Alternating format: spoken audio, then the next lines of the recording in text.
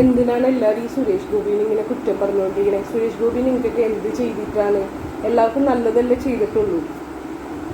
സുരേഷ് ഗോപിനെ പോലെയുള്ള ഒരു നല്ലൊരു കേന്ദ്രമന്ത്രി, ഒരു MP-നെ കിട്ടിയതൊക്കെ നമ്മുടെയൊക്കെ മഹാഭാഗ്യമായിട്ട് കരുതണം. തൃശ്ശൂർക്കാരോട് ചോദിച്ചു നോക്കുക, അവർ പറയും സുരേഷ് ഗോപി എന്തൊക്കെ നല്ല പ്രവർത്തികൾ ചെയ്തിട്ടുണ്ടെന്ന്. നമ്മളോരോ സിനിമ നടന്മാരെയും രാഷ്ട്രീയക്കാരാക്കി വിട്ടിട്ടുണ്ടല്ലോ, അവരൊക്കെ എന്ത് ചെയ്തിട്ടുണ്ട് ഇത്രയും കാലത്തിൽ?